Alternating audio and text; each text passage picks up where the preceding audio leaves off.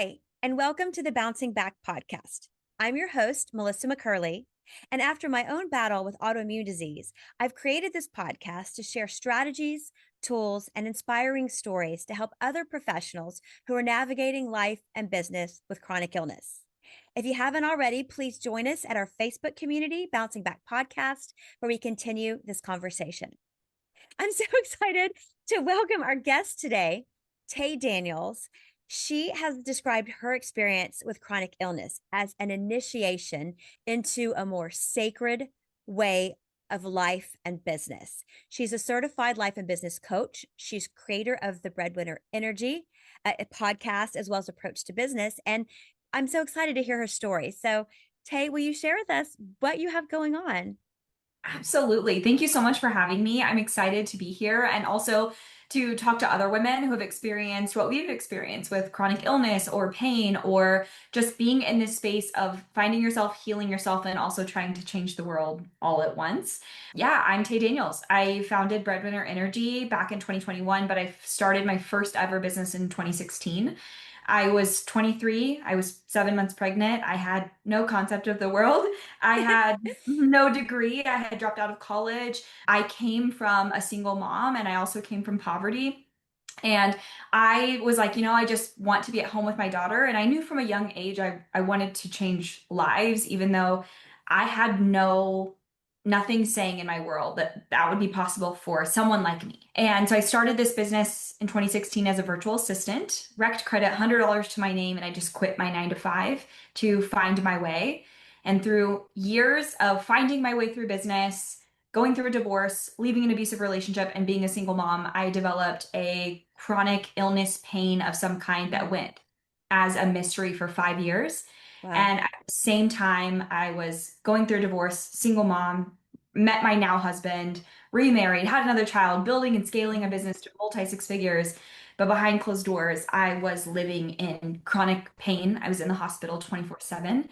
And that is ultimately what led me to where I am today, burning down a 7 figure company, multi six figure year, 7 figures collectively, and to do the deeper work to help women go through their own initiations, but also come out on the other end in a leadership position because you've done the work.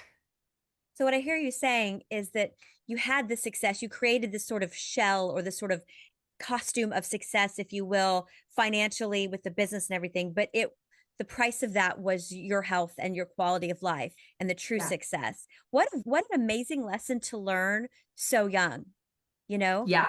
That's a huge piece of wisdom. Yeah.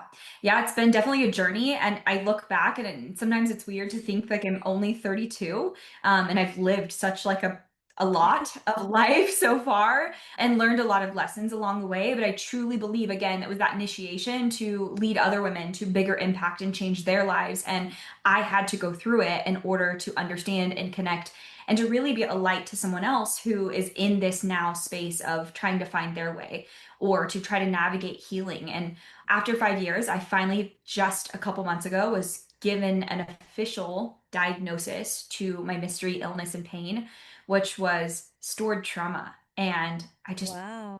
yeah, trauma was stored from childhood to adulthood to now. And my psoas was so tight on both ends, it was literally suffocating my organs. And up until this point, I had went to doctor after doctor after doctor, and they were just throwing out diagnosis. Maybe it's endometriosis, maybe it's IBS. It was always a different answer, or it was just, we don't know. And after a year of holistic care and then finding my now chiropractor, who's incredible, they were able to help me understand that my body's trying to release stored trauma and I wasn't allowing it. And they've been able to help me work through that. And so now my chronic flares aren't really flares. They're just like, I know it will like come up and then it would like kind of work itself out, where before it was debilitating. I was in Yeah. bed for days and weeks. And I thought I don't even want to live. Like it was so bad. It's debilitating, right? And only Yeah. people who experience it or even the fatigue that comes with it, it really plays a part of your mental health. So it's how am I at my best game, creative and leading people when I can't even get out of bed? And that was a lot of my journey through business. Well, and there's a lot of connections, they're learning now with trauma, whether it's the way that it sets your sympathetic, parasympathetic nervous system when you're young, whether Yeah. it's, the way your muscles, your bodies create protective things. But even living with a chronic illness is traumatizing. It's like Yeah. waking up every day in pain and having to reset your life and give up. That is its own series of traumatic events and processes. Would you Yeah. share some of the things you mentioned your chiropractor? Are there specific exercises or protocols that you're doing that it sounds like it's really unwound a lot of this for you here recently? Yeah. Actually, yes, great question. After years and years and years of like, what is the medication? What is the diet? What is the exercise? What is the thing to do? What led me to actual healing, besides working with my chiropractor and what most people think chiropractic care, right? They're just cracking and popping, which ours doesn't do that. It's more about like literally unwinding and releasing fascia, right? Mhm. So finding someone who does that. But what I also have done is my own shadow work, inner work, and releasing stored emotions, releasing stored shadows, if you will, of what I've suppressed or held on to. And it took years of remembering what happened in childhood, years of allowing that suppression to come up. And what happens and what I've learned is when you do this inner work, when you get to a place where your body's safe enough to heal through the trauma, it will resurface. And when it resurfaces, it causes pain, physical pain. Right. And it's your job to release it, but you have to work through it. So many people think that healing is such this linear journey of, No, you yeah. know, rainbows and butterflies and magical stuff. And really, it's not. For me, I explain it as like literally being in the depths of hell. It feels excruciating in your body and it's scary. And that was when it first came up, I didn't know what it was. And so I was panicked. And that panic, right, created this further pain cycle. Right. Now, through my journey, I've learned to suppress it, not to suppress it. I've Yeah. learned to be able to sit through it and to navigate that this isn't scary. It's not unknown. I know exactly what it is. And I also have to work through what I've suppressed. And a lot of what I've suppressed has been like my own voice, my own truth, and the things that I've been through. And so for other women, it's getting to the root of what are we suppressing and where's your Mhm. body storing it. So for one of my clients, her fear is being stored in her liver, so she's having to heal her liver, right? So it's understanding those connections and really finding a care team that cares to listen and help you understand how the body works and where it came from versus, throwing a medication or something at it to really band-aid what's Right. happening. Yeah, for sure. Like I know for me, I don't want to take a medicine if I don't have to. And hacking at the root has always been like my mantra going through this. But then when I got to the point where it'd been like 3 years since I started have been able to work, I take like Celebrex to help me deal with the pain because literally I just like I couldn't show up for this, I couldn't show up for work, but always with the goal of it's a band-aid to allow me to do what I need to do to be able to do the work, to dig, to release on that journey. And a lot of people are able to, and there's some conditions you just have to take medicine. Okay. But we don't, I think it's good to like, we don't want to take anything beyond what we have to. And if taking it isn't hacking at the root, then that still means there's work left. If we haven't done everything we have agency over doing, then we still have some work left to do. Um, Absolutely. And that for was what sure. happened to me too. They put me Yeah. on an antibiotic for 3.5 years. And back What? then, yes. And back then, I didn't know that was going to wreck my body in the ways it did. Your Back then, gut biome. Yeah. I was still in that, it was before 2020.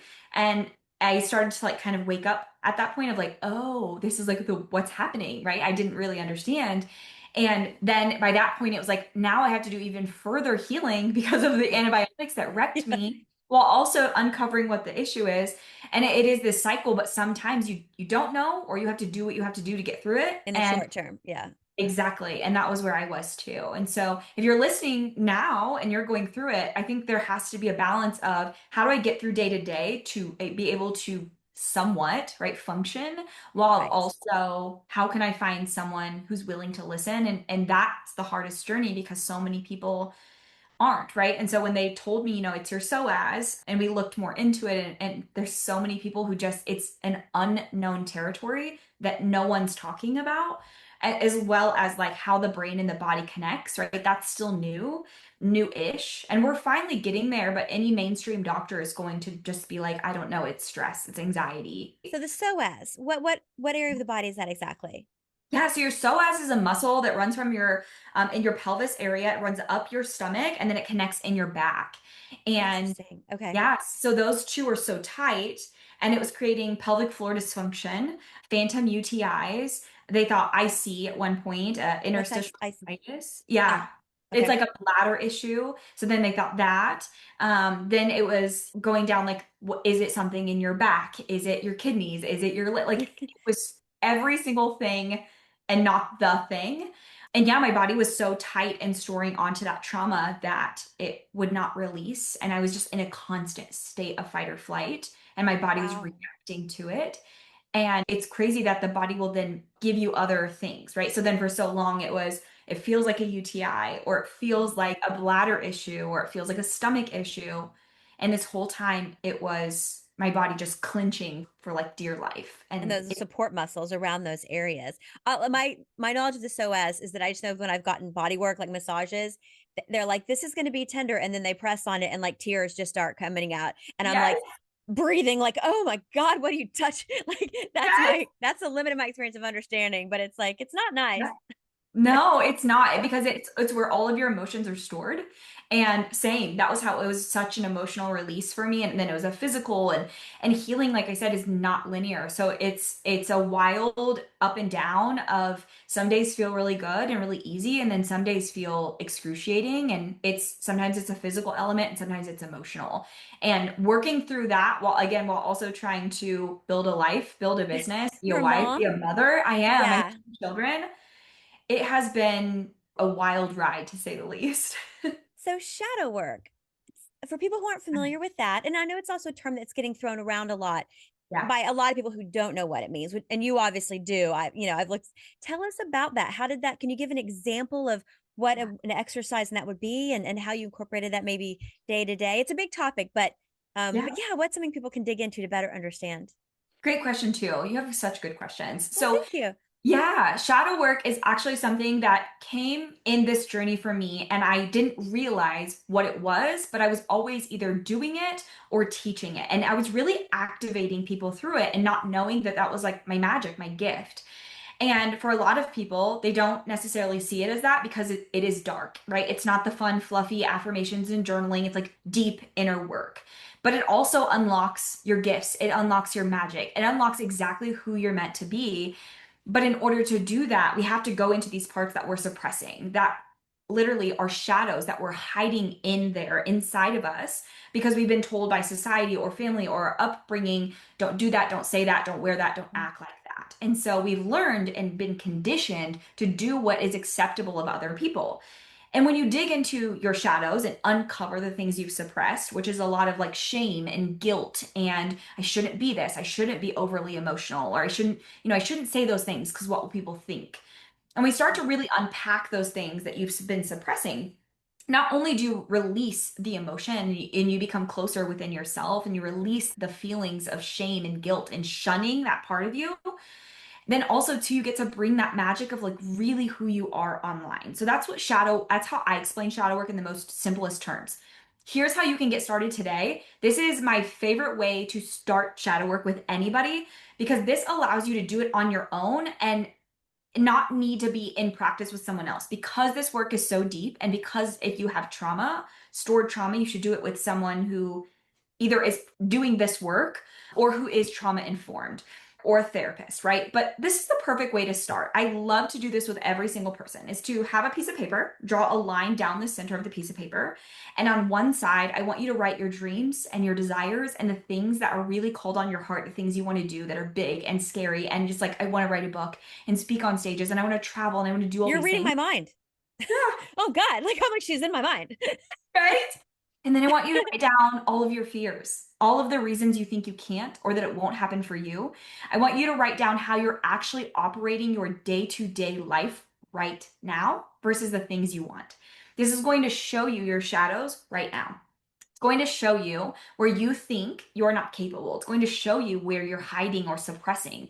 And it's going to also show you the things you think and the way that you operate in your life versus the life you want. And you're going to see a huge gap between the life you want and the life you're operating. And they will almost always have some kind of gap. That gap is where we fill it with the shadow work so that you can start to become the version of you that you want to become in order to have the life you want to have. And for a lot of my women in my world, they are bold, they're outspoken, they're willing to like do the hard work and they're here to make impact, but they're not actually leading that life. One of the biggest breakthroughs I just had with a woman who is outspoken. She's a doula. She works with women in the birth space, but she's also been hiding and suppressing her truth because her family during COVID told her, around the vaccines and all these things, told her that they would shun her basically and not be a part of her life if she continued down this path of what she believes in the birth space or in the vaccination or medication space.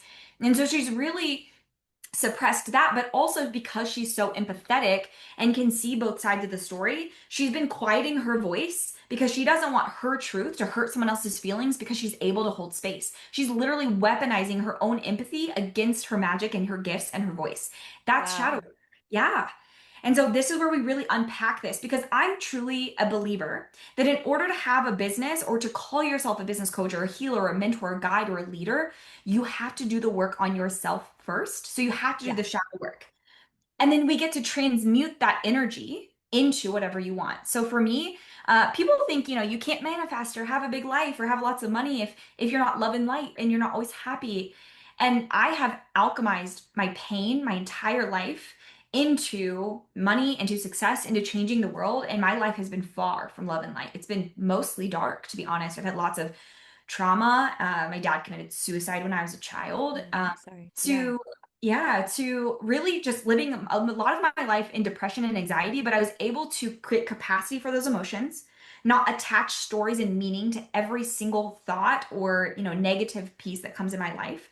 And when you can sit and create capacity for those feelings and not attach stories and make them mean something about you, and then transmute that energy into like, this is really the life I want to live, and I know that I'm capable and deserving. That's when you can transmute that energy into changing the world. And that's what I help women do. I love that so much. Wow. It is amazing to me the things in life you've lived at 32 and the wisdom, Yeah. that when I look at people I respect, like Maya Angelou, I actually got to see her speak once in the 90s live. And when I used to be a teacher, I taught her. Nelson Mandela. You look at these people who went through things that were so difficult that you're like, how could you even live through it? And that's exactly, they transmute it into something great. But how Yeah, many people don't do that? Because they don't, exactly. you don't know how to do what you don't know how to do. And I Yeah. love it that you are teaching this and sharing this message and creating a space that's safe. Because you're right. I know one thing I came up against in my own journey was what I've kind of called toxic positivity, Yes. which is this want to be like, okay, I have vertigo today and I'm throwing up and I can't sit up straight and I'm hurting and I can't even listen to an audiobook because it makes my migraine hurt. But things are good. Somebody in X place is having a worse time. That's Yeah. crap. But how Yeah. much of the messaging in our society, and I don't know if it's more towards women than men, maybe it kind of feels like it to me, but maybe that was just the environment I was raised. But it's like that's not productive, you know? Exactly. And I love this message you're sharing in the space you're creating of what you can do that is productive, because Exactly. Yeah. productivity is not always lights and rainbows. And yeah, it's the shit you have to trudge through to get Exactly. from one side to the other. Yes, I'm glad you brought this up too, because I think that's like this message that's been put in the space or that have even been put on women. Like, you should be so grateful, so lucky, like you have kids, you have a husband, like you should be so happy. And while you can be happy, you can also acknowledge that there's also pieces of my life that are not great, that are in misalignment. And while maybe someone has it worse, we're not going to not acknowledge that you're Right. feeling what you're feeling and your experience is yours, and you are allowed to feel that and to experience it without someone else telling you what you should feel. And that is the inner work that I do with my students. And then we go into embodiment, embodying the version of you that you become. And you can't actually embody the work that you preach to other people until you're willing to do it on yourself, to dig it up and to accept those versions of you, to love those pieces of you and to acknowledge them. And then we move into embodiment before we ever move into like, okay, let's build a business and tell other people about it. Because honestly, if you're not walking the walk, that's not fair to tell other people to do it too. When you're building a business on like a half self, that's why I waited as long as I did to come out. And yeah, because if you haven't laid the foundation, then what are you doing? You're gonna bring Exactly. everybody else along. Yeah. with your learning curve. Like, and we're always Right? on a learning curve, but man, if you haven't built a strong foundation, like, Yes. what do you really have to share? Yeah. And for so many of my women, the thing is, you're being initiated through your journey, through your story, through your dark, through your pain. That is your initiation to learn the lessons, to alchemize them into something, to embody it, to wear it, and then to be the leader and lead the way for others. That's literally, you're being given this is your hard work so that you can guide others. But so many people fall victim to like their life and their story instead Yeah. of using it as fuel to their fire to say, Yeah. I did not walk this path for nothing. I didn't go through my entire 20s of absolute chaos and madness and dark pain to not change the world. And I refuse to fall victim to my life. And I will do every single thing to have the life I want because I have two daughters and they're not going to experience this because of me. I'm going to show them the path, just like I want to show that to other women that like we are capable as women to do anything we want regardless of our circumstances. So, how do we come together and use our stories and our journeys to create light for the world? Because I truly, truly believe, and this is where Breadwinner Energy came from, that women not only deserve a life you love and are capable, but that when we as women start to go back to my roots, because I'm Native, and our roots as women were to lead. The women in my community, the Native women, were leaders, landowners. They made the money, they called the shots. And when women did that, and then men were in service, we had this more functioning world, but then the patriarchy came. And so as women, right, I'm helping women like go back to that of being a leader, being a light, being a nurturer to our world so that we can get away from what we currently have in our world. Yeah. Yeah, for sure.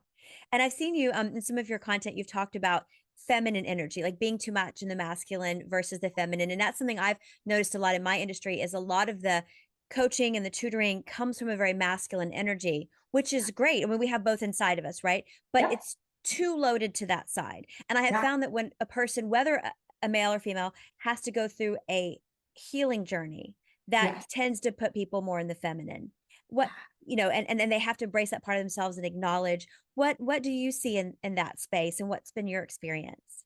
Yeah. So, like you, I lived most of my life in my masculine energy, and that came from being with an independent woman and mother, and then having to survive. So, when I came into business, I was the same way, very, very masculine. But my chronic illness and pain and healing journey took me on a feminine journey. And honestly, I see both. I see both ends. Either people swing way too far in the masculine or Mm-hmm. way too far in the feminine. And my goal for my people in my community is to blend the two of them because the two of them working together is what makes it work. However, as a woman specifically, I ask women to get more into your feminine energy and allow the masculine to work. But what I'm seeing a lot of is women are not able to receive, they're not able to be open, they're not able to be in a building phase in their business in feminine energy. So, what I teach is building a business around you, your life, your energy, your personality, the season of life you're in. So, a lot of people, you come into their world, right? They tell you this is the steps, this is how to build it, this is how to create an offer and do marketing and sales. And my question to you is, does that work for you right now in this season of life? Is that even light you up? What are your gifts? What is your magic? Because if your gifts and magic are to use your voice, your entire strategy should be based around that. So no, you shouldn't be writing blogs, and no, you shouldn't be doing the things that don't light you up. And if social media doesn't work for you, don't use it.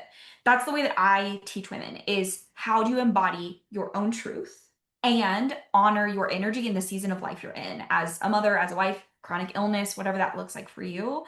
And so, yeah, a lot of the women I teach have to lean into that feminine. That's not what's natural for them. I love that. I love that so much. Where can people find you? Great question. You can find me on Instagram at it's Tay Daniels _ LLC. And then also come listen to my podcast, the Breadwinner Energy Podcast. Awesome. And your podcast, I know it's on YouTube because I watched it there. Are you on any other platforms? Yeah, Apple, Spotify, Google, we're on all the platforms. All You of can them. on any of them, just you can Google search it, it'll pull up pages and pages of our podcast. But yeah, I also have a club. It's completely free. And in there we break down podcast episodes and chat about them together. So you can also come Oh, do that. cool. Yeah. Okay, I love that.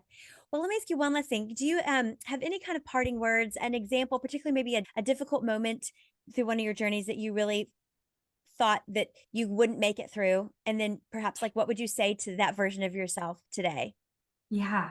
Yeah. This was me in 2024 last year. I came off my first ever six-figure launch in 6 weeks, and then I burned down my entire business. I went through a trademark lawsuit. Someone was stealing my trademark. That took almost a year. I went $0 launches back to back. I had the hardest year ever. And if I could go back to that moment or any moment like this for anyone else who's experiencing fatigue, burnout, exhaustion, frustration, lack of clarity in your business, is to honestly go inward, be still, and allow the storm to be a storm.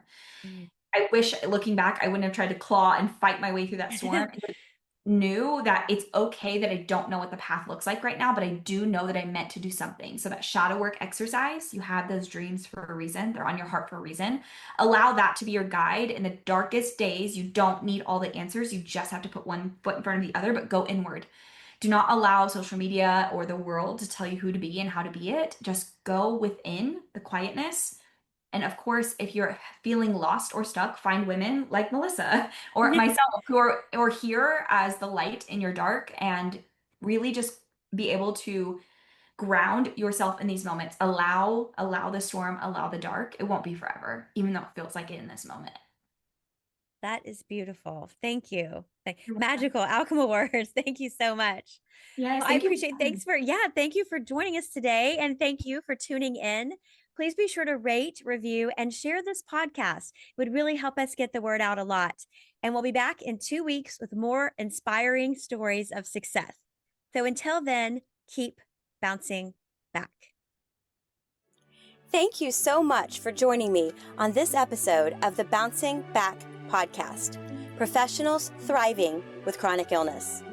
I hope you found inspiration and actionable takeaways to support you on your journey. If you enjoyed this episode, please subscribe, leave a review, and share it with someone who might need a little encouragement today. Remember, thriving with chronic illness is possible. You are stronger than you think. Until next time, take care and keep bouncing